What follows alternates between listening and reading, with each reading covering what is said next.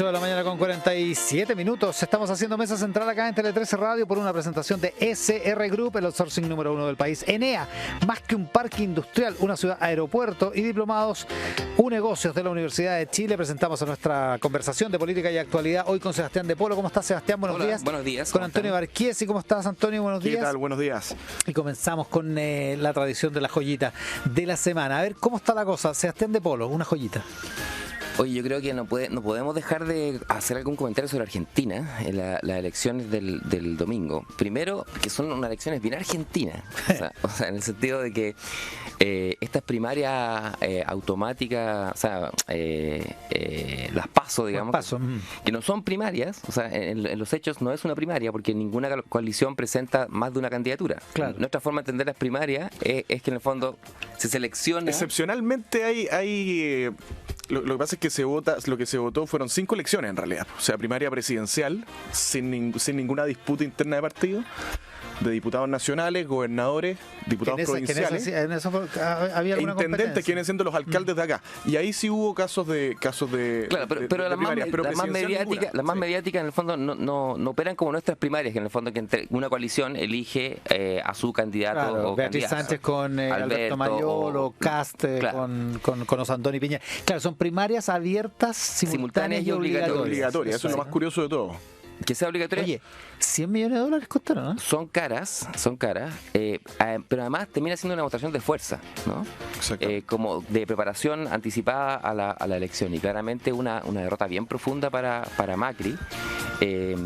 Y yo creo que los análisis que uno puede sacar sobre esto son varios. A mí me ha sorprendido un poco, yo quería preguntarle a Antonio también eso, este análisis que ha hecho la derecha en distintas partes del mundo, en Chile también, de que en el fondo Macri pierde apoyo por no ser tan de derecha, en el fondo, ¿no? O por no tener un programa de transformación tan grande. Pero cuando uno mira como la realidad de lo que ha pasado en la Argentina estos últimos años, hay un empobrecimiento súper brutal de la población. O sea, es un castigo muy, muy grande. Y en alguna, más allá de la disputa presidencial, también cuando uno va por las provincias, por ejemplo, a mí me impactó mucho la fuerza que toma Axel Kicillof en el gobierno, por la gobernación provincial de Buenos Aires contra la gobernadora, que es hoy día, según las encuestas, la política como más popular de la Argentina.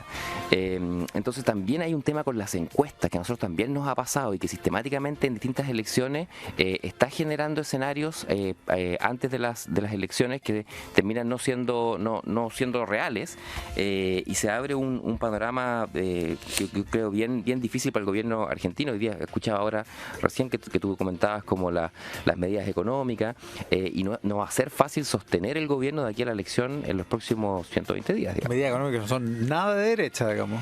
No son nada. El precio de la benzina, bonos, aumento del salario mínimo. Yo estuve en Buenos Aires el fin de semana.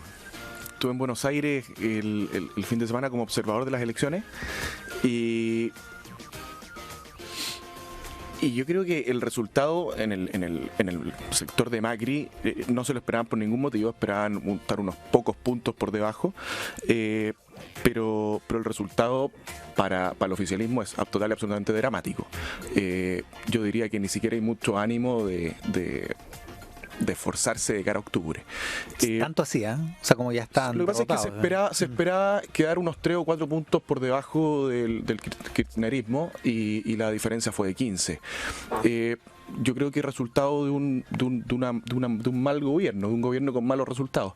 ¿No suficientemente derecha como pregunta de Polo? Y en ese sentido, más que es que a mí cada vez me gusta menos estas categorizaciones geométricas o aritméticas.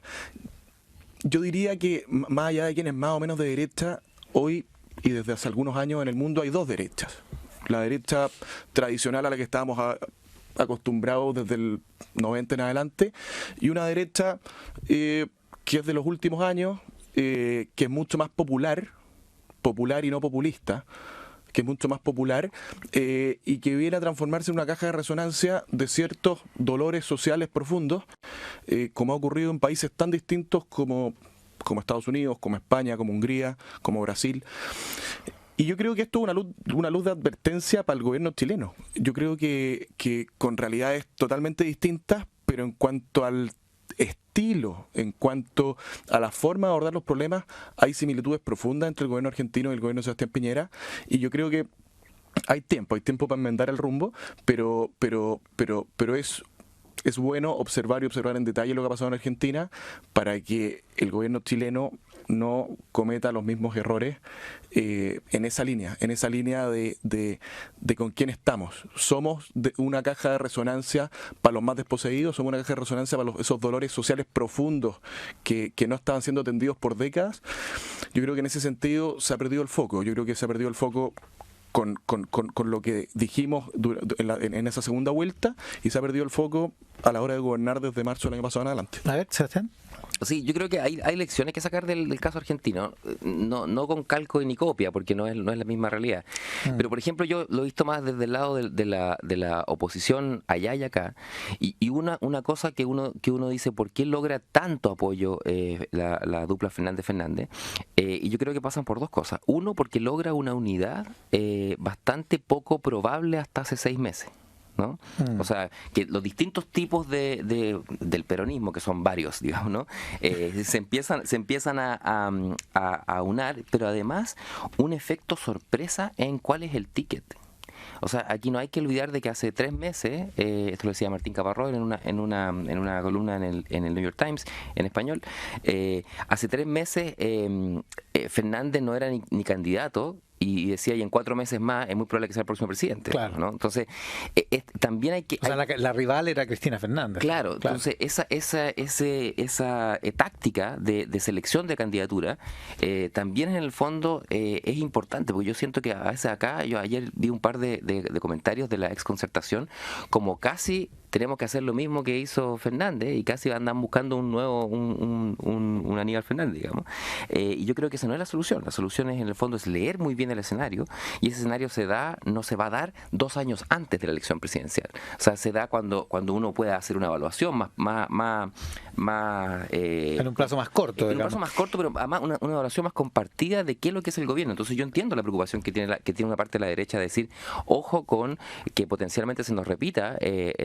O sea, no hay que olvidar de que... Claro, algo que parecía improbable se vuelve no solo posible, sino que... solo un poco más probable, sobre todo por la evaluación de las expectativas económicas. Marco Enrique Mina me parece que tiene el Mercurio señalando que una de las cosas sabias de Alberto Fernández, a quien señala como el político más preparado que conoce, es que precisamente pudo hacer la unidad con alguien que básicamente detestaba, no son palabras de Marco esas, pero estuvieron peleados 10 años. Muy peleados. Y fue capaz de hacerlo. Y de hecho, él extrapola esa experiencia como una lección para la oposición actual. ¿Lo ves posible, Antonio?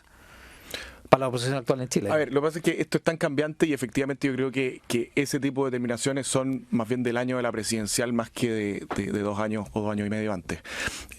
Lo que yo sí saco en limpio es que lo que a Macri le faltó fue creerse el cuento, fue gobernar con ideas propias y no con ideas prestadas. Al final uno siempre termina prefiriendo el original, la versión original, y eso es lo que está pasando en Argentina. Yo creo que... ¿Ideas prestadas que sacó de la izquierda, del peronismo? De la centroizquierda, un poco lo que estamos viendo en Chile. El gobierno de Sebastián Piñera, en campaña presidencial, se anunció una reducción de impuestos y se descartó a pocos meses de asumir. ¿Cuál fue el primer gran triunfo legislativo de este gobierno? Aprobar el proyecto de ley de identidad de género, que podríamos discutirlo hasta el infinito, pero que es un proyecto del gobierno anterior y con oposición de la mayor parte de los parlamentarios de Chile Vamos. Entonces, esto, en los temas más diversos, en los temas valóricos, en los temas económicos, en los temas más diversos, este gobierno le ha faltado creerse el cuento, le ha faltado gobernar con ideas propias. En eso sí hace el símil con Argentina. Y en eso hago el símil con Argentina. Como aprendizaje, en el fondo. ¿Y tú crees, Sebastián de Polo, en la tesis de que existen 2 derechas? ¿Cómo lo plantea Antonio Márquez? Sí, yo creo que es bastante evidente de que hay una derecha que que intenta dar gobernabilidad con las políticas públicas que han funcionado. Una derecha un poquito que mira hacia atrás. Por ejemplo, en el caso de Piñera, una derecha súper nostálgica de la concertación. Él lo ha dicho varias veces, digamos. Esto no es una hipótesis, digamos, ¿no? Es un discurso. Sí, bueno, hace poco no recuerdo quién fue el que dijo, tenemos la opción de transformarnos en la nueva concertación. No recuerdo que... Felipe Cast. Sí, claro. Entonces, hay una parte de la derecha que es nostálgica y eso, yo creo que ese es un error de diagnóstico, ¿no? Y ahí yo comparto, obviamente que no soy de derecha, pero comparto de que mira más hacia atrás aquellas cosas que cuando eran oposición otros pudieron hacer y ahora las ve como probable.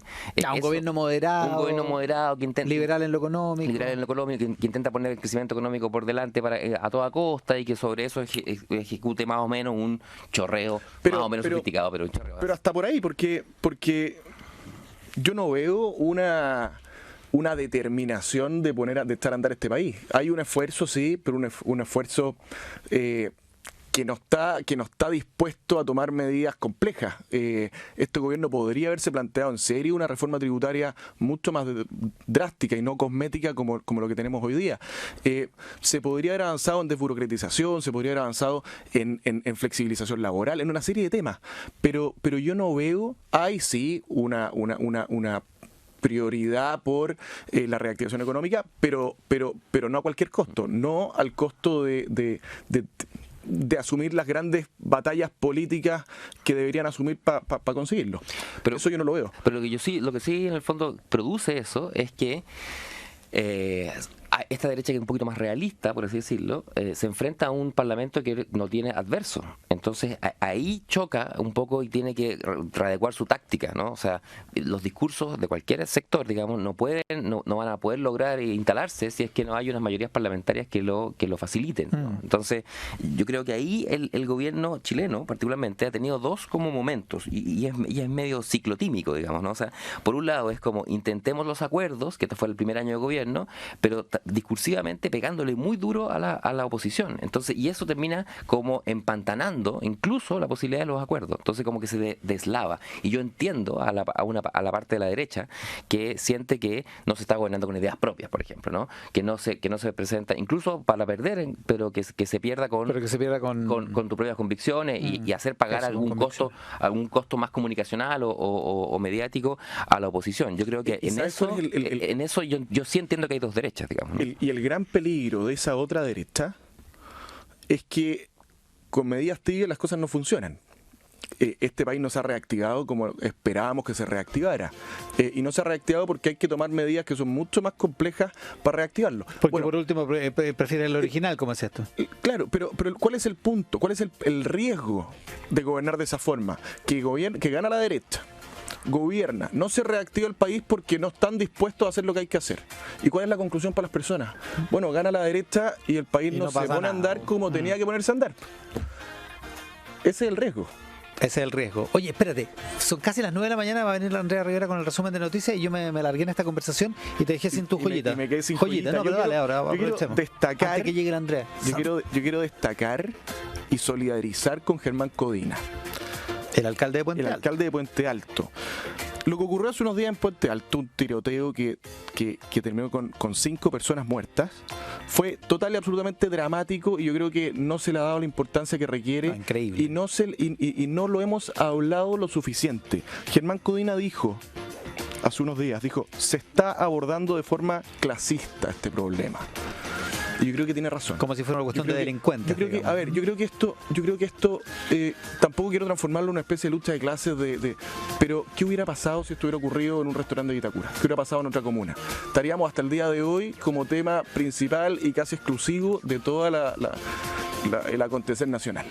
Y yo creo que y en ese sentido quiero solidarizar con el alcalde de Puente Alto, porque creo que tiene razón. Oye, hablemos de eso, hablemos de la violencia a la vuelta. Estamos con Antonio Marchesi, con su joyita, con Sebastián de Polo. Estamos cuando son las 9 de la mañana con 1 minuto, hablando de política y actualidad. Hoy en Mesa Central.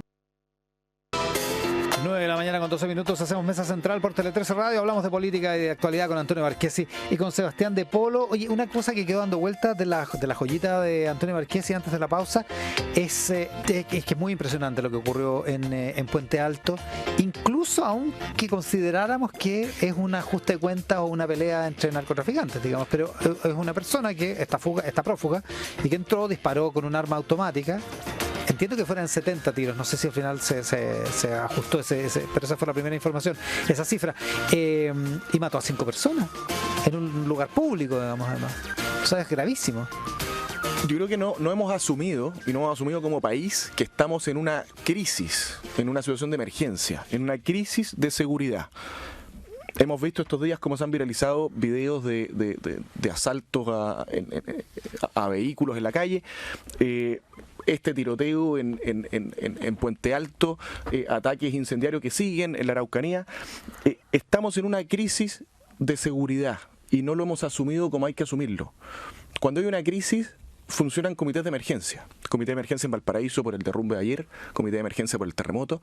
Hoy día estamos en una situación de emergencia y yo no veo por parte de la autoridad una determinación de hacer las cosas como hay que hacerlas. Ocurrió esto en Puente Alto y no pasó absolutamente nada. Nada fuera de lo común. Y esto es una cosa totalmente fuera de lo común. 5 muertos. Yo no sé qué es lo que vamos a esperar. Transformarnos en México. Yo no sé. Sebastián. Sí, yo creo que aquí hay dos cosas. Hay efectivamente una distinción de clase, como que cuando la delincuencia más o menos organizada, más o menos infiltrada por el narco, da lo mismo eso, afecta a los pobres, los mismos medios de comunicación no hacen luz sobre eso, como sí hacen sobre el portonazo en el sector alto o el robo de vehículos en las carreteras que hemos visto estos días. Entonces, yo creo que hay un tema de tomar conciencia, pero además es de cuáles son el tipo de medidas que debiéramos promover. Y yo creo que, por lo que se vio en esos videos, el tipo de armamento al que está teniendo acceso las bandas delictuales o da lo mismo, es un armamento de mucha fuerza. Entonces yo creo que hay que poner hay una iniciativa ahora de terminar con el tema de las armas y hacer un control mucho más férreo de las armas. Yo creo que No, son armas automáticas feroz. El video de Puente Alto es feroz. Anoche se conoció un video nuevo de lo de Dayton en Ohio, en Estados Unidos, en 30 segundos. En 26 segundos le disparó a 32 personas ese atacante. O sea, es realmente un poder de fuego, es un poder de fuego insólito. O sea, que hace, no sé, 10 o 15 años no era posible que alguien tuviera acceso a ese poder de fuego, digamos, ¿no? Entonces yo creo que hay un tema con las armas, pero hay un tema además con las armas puestas en que yo creo que es lo que nos damos cuenta que hay un déficit. ¿Qué pasa con la inteligencia? O sea, aquí hay cuestiones que como Estado no estamos haciendo, y yo en esto no trato de no sacar una ventaja política pequeña, no tiene que ver con este gobierno o con el otro gobierno. Hay una cosa que como Estado no estamos haciendo, pero hay una precisión que es entender, digamos, ¿no? Entender cuál es el poder que el crimen organizado está teniendo en Chile, y cuál es el acceso que tiene, por ejemplo, a este poder de fuego. Antonio. Sí, es que respecto de las armas, ninguna persona en Chile puede adquirir en el marco de la ley armas de ese tipo de ninguna forma. De ninguna forma. Esta es armamento ilegal en manos de narcotraficantes. Yo creo que hay que abordar el tema del armamento ilegal, pero hay que abordarlo desde el conjunto de los problemas asociados al narcotráfico. De qué hacemos con las rutas comerciales, y en ese sentido yo destaco lo que ha hecho este gobierno en la frontera norte. Creo que es muy positivo y va en la línea correcta. ¿Qué hacemos con las poblaciones que están tomadas hoy por bandas de narcotraficantes? ¿Qué hacemos con la enorme cantidad de armas ilegales hoy en manos del crimen organizado? Yo creo que la situación es dramática y creo que hace falta asumir que la situación es esa. Yo esperaría que quizás los lunes comenzara a funcionar en La Moneda en vez de un comité político, un comité de seguridad. ¿Cómo es posible que ocurran este tipo de cosas y no pasa nada? Es cierto que esto ha sido un tema de la derecha, Sebastián, y hay gente, pero hay alguna gente en la izquierda que dice, o en la centro izquierda que dice, ojo que nosotros deberíamos tener este problema, porque este no es un problema de la gente rica. Este es un problema de la gente pobre. La gente más afectada por la delincuencia es la gente pobre, sí, que vive básicamente rodeada, sitiada por este tipo de delincuencia. Y la izquierda parece que se queda sin repertorio cuando pasan estas cosas. Yo creo que esto hay que salir de este empantanamiento y de este susto que hay sobre, primero, a gobernar las policías. O sea, que yo creo que es un problema que en Chile está pendiente. En Chile el poder civil no gobierna a las policías. Nos dimos cuenta tanto por... Acabamos de tener un cambio de comandante en jefe. Por favor, pero hay una corrupción gigantesca que no pasó, que nadie la vio, entre comillas, nadie la vio. Entonces yo creo que falta a ver, que el poder civil, no digo el gobierno de turno, que el poder civil tenga una estrategia. O sea, lo que hacían los subsecretarios del Interior, y lo que hacen hasta el día de hoy, es preguntarle a Carabineros y a la policía qué está haciendo. No, o sea, ojo, no es decir, no es que tener un plan. Ojo lo que pasó con el caso de la operación de Huracán. Bueno. O sea, lo que hay es que hay por eso es importante hacer la discusión de fondo y no para los titulares del tema de la ley de inteligencia, de la ley larga antiterrorista, de cuáles son los mecanismos que necesitamos para poder conocer más y para poder darle más seguridad a las personas. Y yo creo que darle seguridad a las personas no puede ser una agenda que nos robe para siempre la derecha, digamos, ¿no? A los que tenemos posiciones de izquierda necesitamos salir a defender que en los barrios la gente pueda salir a comprar, pueda salir a su trabajo. Y eso es lo que está pasando hoy día. Es que para eso la izquierda tiene que dar señales claras, porque lo que vimos la semana pasada y la semana antepasada con la discusión de la ley corta antiterrorista es una cosa absolutamente insólita. A 2 semanas de que explote una bomba en Santiago teníamos a senadores de la democracia cristiana anunciando el rechazo de una ley total y absolutamente necesaria para poder perseguir ese tipo de delitos. Entonces, claro, por supuesto que nosotros esperaríamos unidad nacional en torno al problema del narcotráfico, en torno al problema del terrorismo, en torno al problema de la delincuencia común, en torno al problema de la delincuencia escolar, que es un problema que quizás no sabemos cómo abordarlo como país. Lo acabamos de ver en el Instituto Nacional, digamos. ¿Sí? Entonces, claro, por supuesto que nosotros esperaríamos que la izquierda se tome muy en serio el problema de la delincuencia, esta crisis de seguridad en la que estamos envueltos, pero hay que esperar no solo buenas palabras, sino que además acciones concretas en esa línea. Y eso yo creo que no lo hemos visto con la claridad que el país espera, al menos en las últimas semanas. Sí, yo estoy de acuerdo que aquí hay que ser capaces de producir una política pública de largo plazo que vaya a 2 tipos de cosas. Y yo creo que eso es lo que la izquierda puede ofrecer a esta, o sea, en un diálogo nacional, lo que la izquierda puede ofrecer es decir, no nos olvidemos de las causas, ¿no? Y para que no caer solo en la mano dura. Entonces necesitamos mano dura, inteligencia y las causas de largo plazo, que son las que originan la marginalidad de la cual, por ejemplo, el narco que encuentra espacios para reclutar soldados, para armar poblaciones, para ofrecerle a la gente una forma de vida que parece que le es satisfactoria por temas económicos y temas de prestigio y cosas que esto está súper estudiado en todas partes del mundo, digamos. Entonces necesitamos tener una política nacional de seguridad que vaya a las causas y que además mantenga cierta inteligencia, y a mí me gusta mucho más que haya una inteligencia más predictiva y más preventiva que es solo mano dura. Pero yo entiendo que la gente hoy día está demandando mano dura y eso nosotros no podemos solamente decir no a la mano dura, digamos, ¿no? Tenemos dos déficits. Tenemos un déficit de inteligencia, sin ninguna duda. Lo vemos a diario, especialmente en materia de terrorismo y de narcotráfico. Tenemos un déficit de inteligencias. No hay discusión en torno a eso. Y tenemos un déficit de herramientas para hacer eficaz la persecución de estos delitos. Son 2 déficits. El problema es que lo que hemos visto es que hay parlamentarios de izquierda que bajo pretexto de un déficit se han negado a avanzar en el otro. Bajo el pretexto de que falta modernizar el sistema de inteligencia nacional, que sin duda hay que hacerlo, se han negado a avanzar en materia de persecución de delitos. Oye, antes que se nos vaya el tiempo, hablemos un poco de esta encuesta que dio a conocer el INE con los ingresos de los chilenos, donde el dato más saliente es que la mitad de los trabajadores, de la gente que trabaja en Chile, recibe un sueldo igual o inferior a 400.000 pesos mensuales, que es una cifra que está ahí a esta distancia del sueldo mínimo, a esta distancia de la línea de la pobreza, digamos. Es un dato bien conmovedor, digamos, ¿no? Es que a eso yo me refiero con las causas, digamos, ¿no? Y yo sé que esto a veces cuando se plantea mal, uno dice, bueno, pero es que la izquierda en el fondo dice que la desigualdad es el gran problema. Sí, la desigualdad es el gran problema, pero es porque es un problema de recursos. O sea, lo que hoy día tenemos es que el trabajo a las personas le está generando pocos ingresos. Y hay 2 formas de salir de los temas de desigualdad. No hay más, digamos, ¿no? Yo creo que los técnicos están bastante cuerdos con esto ya. Por un lado, o aumentamos los impuestos para repartir, o generamos más ingresos en el trabajo. Para la gente que no tiene otro tipo de renta, es la única fuente de ingresos. Entonces, mi sensación es que particularmente el empresariado que ha sido muy duro en no permitir ninguna de las 2, ¿no? Y una derecha asociada al empresariado también, que es en el fondo no hagamos una reforma tributaria o no demos por ese lado, pero tampoco produzcamos la posibilidad de que haya mejores ingresos en el mundo del trabajo.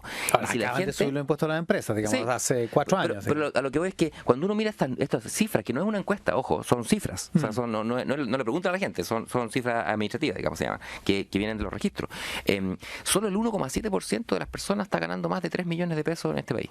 Y yo siento que muchos de los discursos que se hacen, por ejemplo, en torno a la flexibilidad laboral, se hacen pensando en la gente que está teniendo acceso a trabajos que pagan 1,5 millones para arriba, y no a la realidad, es una minoría, que es una minoría, y no a la realidad del mercado laboral, la más masiva, que es la que está en trabajos por los cuales recibe en promedio, el 50% de los chilenos recibe 400.000 pesos por trabajar. Entonces, a ese trabajador le estamos pidiendo flexibilidad, le estamos cargando más la mata, digamos, y tenemos un problema de cómo se distribuyen las riquezas que se generan en el país. Antonio. A ver, este proyecto, cualquiera de los dos, no viene a afectar mayormente a la gran empresa. Yo me pongo del lado de las víctimas. ¿Y por qué digo víctimas? Yo me pongo del lado de los pequeños y de los medianos empresarios, de los microemprendedores. Este proyecto está hablando de las 40 horas laborales. De las 40 y de las 41 horas. Yo me pongo del lado de las víctimas, porque hoy día hemos transformado al emprendedor en una víctima del sistema tributario, del sistema laboral, de todo tipo de modernización. Cada proyecto de ley que se presenta en el Congreso en estas materias viene a ser un nuevo peso en la mochila de los emprendedores, y son los emprendedores los que mueven este país. Reforma previsional es aumentarle el peso de la mochila a los trabajadores. La cotización extra de salud es aumentarle la mochila a los trabajadores. Reducir la jornada laboral es aumentar el costo del trabajo. Y aquí los que se ven perjudicados no son las grandes empresas. Las grandes empresas, para esto no es tema. Ahora, los que se ven perjudicados es un tema urgente. Sí, claro, pero ¿cómo los vamos a abordar? ¿Sacrificando el emprendimiento? ¿Sacrificando la generación de empleo? ¿Cómo los vamos? Lo que pasa es que aquí hay que ser muy responsable, y lo que menos hemos visto es responsabilidad. Si me decís que lo vamos con cargo a los impuestos generales, digo, ya me cambio de programa. Aquí el problema, me voy de acá. Aquí el problema es que le están prometiendo a la gente 5 horas menos de trabajo, y lo que van a conseguir para mucha gente son 45 horas menos de trabajo. Ese es el problema. Ese es el problema. Ya, pero espérate, ¿pero cómo solucionar problemas urgentes como el previsional o el de salud? Bueno, ¿De qué manera se hace? Porque la otra es con impuestos generales, pero eso lo debería decir ¿cuál es el problema hoy en materia previsional? Que los fondos no están rentando hoy como rentaban hace 20 años atrás. Ese es el problema. Hay otros problemas asociados a lagunas, asociados a una serie de otras cosas.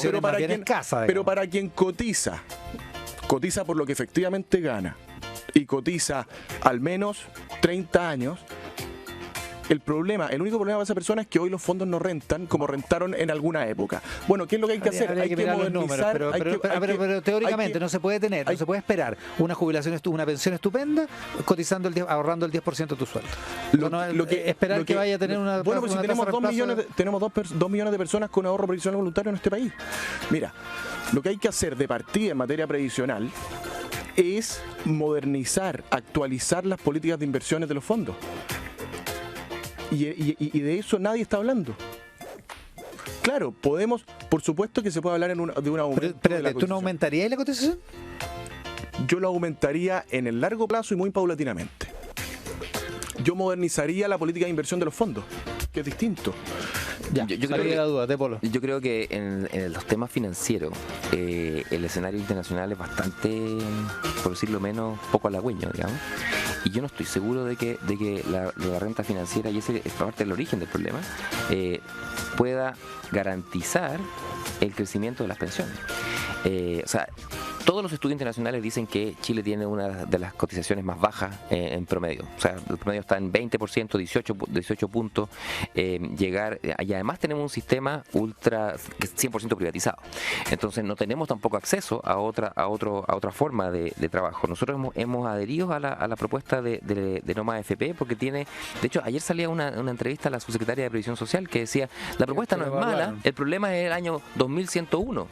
Y yo le digo, bueno, pero de aquí al 2101, a lo mejor podemos encontrar, pero no sé Pero si soy maletero, porque el análisis de la super de seguridad social al 2050 y tanto, al 2050 ya le encuentra problemas. Sí, encuentra problemas, pero a lo que voy es que... Lo que pasa es que el 2101 colapsa ya totalmente. Ya, pero a lo que voy es que tenemos que tener este tipo de discusión con ese horizonte. O sea, hay que preguntarse en ese horizonte. Y en ese horizonte, hoy día los ingresos del trabajo están siendo absolutamente insuficientes, e incluso si yo llevara la cotización a 20 puntos, dado que los ingresos del trabajo son muy bajos, las cotizaciones las pensiones van a seguir siendo muy miserables. Por eso se requiere siempre más pilares.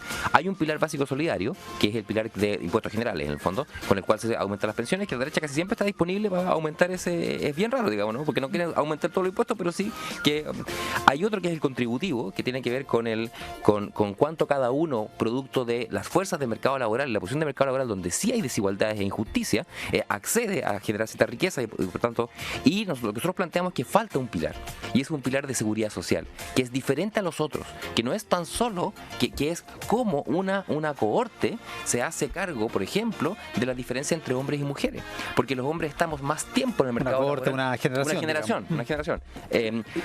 ¿Cómo se genera solidaridad para las pensiones? Entonces, yo creo que uno tiene que pensar en un sistema de varios pilares, ¿no? Y uno de esos pilares, dos hay que atacar, yo creo. Uno, los bajos ingresos que recibe la gente en el mundo del trabajo, que lo vimos con los datos del INE ayer, y la ausencia de solidaridad dentro de la generación y entre generaciones. Yo creo que lo que falta también ahí es una cuota de responsabilidad, con profundo respeto, porque vemos en el mundo cómo los sistemas que no son de cuentas de ahorro individual han fracasado, y han fracasado uno detrás de otro. Sí, pero esos discursos, nosotros no estamos en contra del sistema de cuenta individual, estamos complejizando el sistema. En Brasil se acaba de aprobar en la Cámara de Diputados, ahora pasa al Senado, la reforma al sistema de pensiones, que va en la línea de poder, dentro de algún tiempo, poder incorporar un sistema totalmente como el chileno. ¿Por qué? Porque de lo contrario, en unos pocos años más Brasil caía en cesación de pago. Entonces, ¿cómo es posible? ¿Cómo es posible que hablemos de terminar con las AFP? Porque al final ese es el discurso, de que hablemos de terminar de las AFP cuando vemos que el resultado de ese cambio en todo el mundo ha sido la crisis completa de ese sistema. Completa, pasó en Grecia. Gracias a que ganó Bolsonaro, se va a evitar en Brasil. Pero la situación es esa. En Chile no hay un sistema de reparto, No, y sería dramático incorporarlo, sería dramático no hoy día, sería dramático en algunas décadas más. Por eso los sistemas de previsión social más inteligentes y que están teniendo mejores resultados son mixtos. Entonces hay que salir de la caricatura. Y son mixtos en el sentido de que... ¿Tenemos un pilar solidario? Por eso digo, pero lo que falta es el pilar de la seguridad social. No, porque lo que estás hablando es de incorporar un elemento de reparto. Un pilar de reparto, sí. Ya, pues, una parte de reparto. Bueno, ahí están las posiciones, tan expresadas. ¿Recomendaciones? Oye, yo quiero recomendar en el Museo de la Moneda, abajo del Museo de la Moneda, una ilustradora que se llama Francisca Yáñez, acaba de inaugurar se inaugura una sala para niños de 0 a 8 años, y parte con la inauguración de esta ilustradora que se llama Francisca Yáñez, que ella hace ilustraciones de libros de niños, y esta además es una ilustración una muestra de su vida. Ella es hija de exiliados, vivió en varios países y muestra cómo los temas de identidad y de cambio de identidad, vivió en Costa Rica, vivió en Alemania, en distintos lugares, y una muestra súper bonita de ir a ver con la familia. ¿Se inaugura este fin de semana? Se inauguró esta semana que pasó. Ya, sí, ya está. Hasta enero gratis en el Centro Cultural Palacio de la Moneda. Buena, Antonio Marquesi. Yo no es ninguna novedad, pero yo no sé qué tan conocido es. Los días domingos, la calle Ricardo Lyon la cierran para el tránsito de bicicleta hasta las 2 de la tarde. ¿En Providencia, ya? En Providencia. Yo que soy aficionado al ciclismo de ruta, acostumbro usar Ricardo Lyon los domingos. Creo que es una buena oportunidad, especialmente ahora que está empezando a mejorar el clima, para poder hacer un poco de deporte el fin de semana. ¿Y de la Costanera se puede hacer el circuito completo? Completo, porque claro. La Costanera entre Fello también está... Y se puede seguir al San Cristóbal. Antonio Marquesi y Sebastián de Polo comentando y conversando de política y actualidad esta mañana acá en Mesa Central. Que les vaya muy bien, que tengan un estupendo... Tienen fin de semana largo, ¿no? Sí, es raro este fin de semana, ¿no? Es raro. ¿O se toman el viernes o no? No. La mitad, es como muy raro. ¿La mitad? ¿Y tú? No, nosotros incorporamos flexibilidad laboral para el día viernes. Así que... Ya, que les vaya bien, estupendo. Chao. Chao, chao. Escuchar